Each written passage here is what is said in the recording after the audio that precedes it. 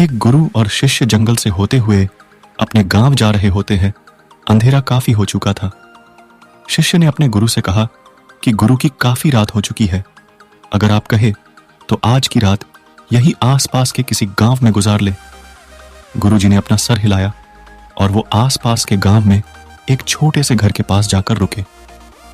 अब जैसे ही वहां गए तो गुरुजी के शिष्य ने दरवाजा ठकठकाया। उस घर से एक गरीब आदमी बाहर आया तो गुरुजी ने बोला, हम अपने गांव जा रहे थे, लेकिन काफी रात होने की वजह से हमने इसी गांव में रुकने को सोचा। क्या हम आज रात आपके यहां रुक सकते हैं? गरीब आदमी बोला, हाँ, क्यों नहीं, आप दोनों अंदर आ जाइए। अब जैसे ही गुरुजी अंदर गए, उन्होंने देखा कि उस आदमी के घर में बहुत ज्यादा गरीबी थी। गुरुजी ने उससे पूछा कि आप काम क्या करते हो? वह गरीब आदमी बोला कि मेरे पास बहुत सारी जमीन है।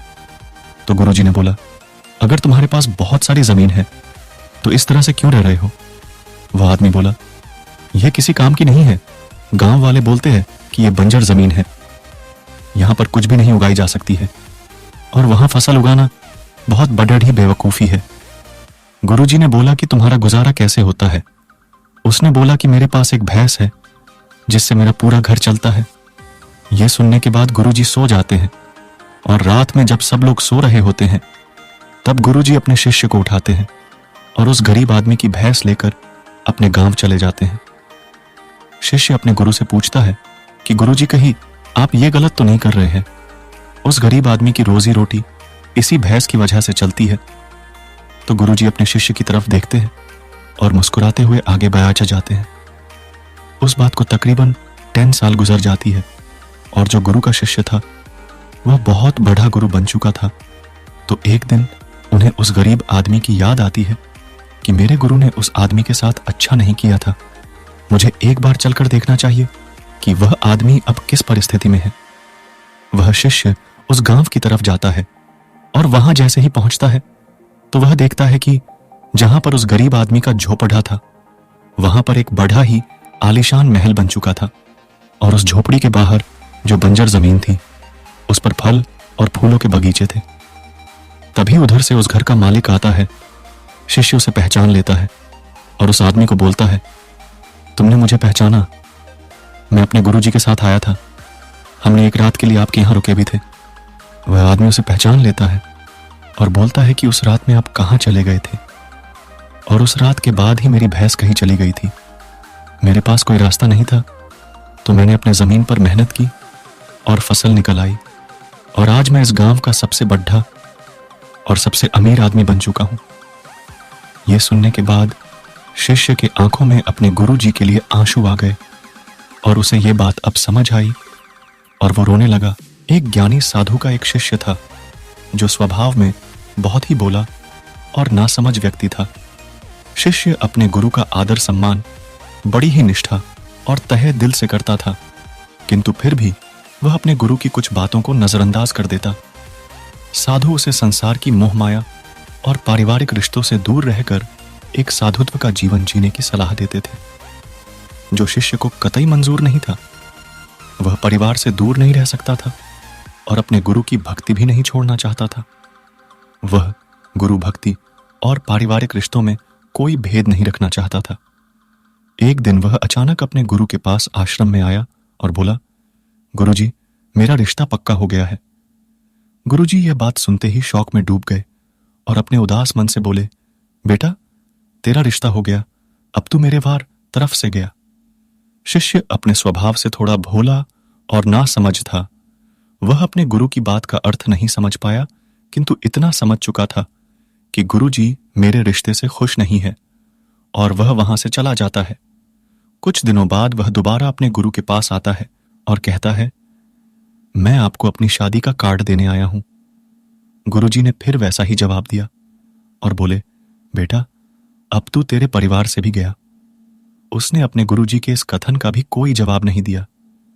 कुछ दिन बाद में वह फिर अपने गुरुजी के पास आया और बोला, गुरुजी, मेरा विवाह हो गया और पत्नी भी घर आ गई है। गुरुजी ने तीसरी बार भी एक वैसा ही कथन बोल डाला, बेटा, अब तो तू दुनिया से गया। अपने गुरु के मुख से ऐसी 3 बातें सुनकर वह थोड़ी नाराजगी से बोला, गुरुजी, आप नहीं जानते, मेरे परिवार वाले मुझसे बहुत प्रेम करते हैं। हमेशा उन्हें मेरी फिक्र रहती है और मुझे पत्नी भी मुझसे प्रेम करने वाली मिली है। तो आप ही बताइए, मैं इन बंधनों को छोड़कर चला जाऊं? उसकी बात सुनकर गुरुजी बोले, तो क्या सच में तुझे ऐसा लगता है कि तेरे परिवार वाले और तेरी नई पत्नी तुझे इतना प्रेम करते हैं? वह बोला, जी बिल्कुल, इसमें कोई शक नहीं। गुरुजी, तो ठीक है, मैं तेरे परिवार वालों की एक परीक्षा लेना चाहता हूं, जिससे सिद्ध हो जाएगा कि वे तुझसे कितना प्रेम करते हैं। इसके लिए तुझे मेरा एक काम करना होगा। शिष्य, जी अवश्य, बोलिए क्या काम है? फिर गुरुजी ने अपने शिष्य के साथ मिलकर एक योजना बनाई, जिससे सिद्ध हो जाएगा सत्य क्या है। गुरुजी, एक काम कर, आज तू घर जा और अचानक पेट दर्द का बहाना करके जमीन पर गिर जा और जोर जोर से चिल्लाने लग जा, ताकि तेरी आवाज सुनकर वहां सभी एकत्रित हो जाएं। फिर तेरे घर वाले डायरेक्टर को बुलाएंगे। उसकी दवाई लेने के बाद भी तुझे कहना है, मेरे पेट में दर्द बढ़ता ही जा रहा है, मेरे गुरुजी को बुला दो, मुझे वही ठीक कर सकते हैं, नहीं तो मैं मर जाऊंगा। और जैसे ही मैं वहां पहुंचता हूं, तू मरने का बहाना कर देना। पत्नी बोली, गुरुजी, मेरी अभी नई नई शादी हुई है, अभी तो मुश्किल से 15 दिन भी नहीं हुए, भला मैं क्यों अपनी जान दूं? मेरी तो दूसरी शादी भी हो जाएगी। सबकी बात सुनकर गुरुजी बोले, तो ठीक है, इसकी जगह मैं चला जाता हूं। सभी घर वाले खुश हो गए। घर वाले, यह ठीक है गुरुजी, आपके तो आगे पीछे कोई है भी नहीं। गुरुजी बोले, तो ठीक है, मेरा कुछ सामान लाओ। 1 किलो दूध, 3 बाजरे की रोटी, 1 पाव देसी घी। घर वालों ने सभी सामग्री लाकर गुरुजी को दे दी। उन्होंने दूध में रोटियां मोड़ी मिलाई और उसमें घी डालकर बोले, अब मैं यह पीऊंगा और मेरे पीते ही मेरी आत्मा इसके अंदर चली जाएगी। घी दूध तो गुरुजी का एक बहाना मात्र था भोजन करने के लिए। जैसे ही गुरुजी ने इसे पीकर खत्म किया, शिष्य का हाथ पकड़कर बोले, खड़ा हो जा। शिष्य जो पहले से ही जिंदा था, मरने का तो केवल एक बहाना था, खड़ा होकर बैठ गया। उसके घर वाले उसे जिंदा होते देख काफी खुश हुए, लेकिन अपने परिवार की नकली खुशी देखकर वह एक गहरे दुख में डूब गया। गुरुजी ने उसके उदास चेहरे को देखा और बोले, तो ठीक है, अब मैं चलता हूं, यहां दम तोड़ दूंगा तो तुम्हें परेशानी होगी, मैं खुद ही चला जाता हूं। श्मशान घाट। गुरुजी जैसे ही जाने के लिए आगे बढ़े, शिष्य ने उनके पैर पकड़ लिए और बोला, कहां जा रहे हो गुरुजी? अपने इस भोले और नासमझ भक्त को अपने साथ लेकर नहीं जाओगे? तब से शिष्य ने सांसारिक मोह माया और पारिवारिक रिश्तों से अपने सारे बंधन तोड़ लिए और अपने गुरुजी के साथ दूर रहने का निश्चय कर लिया।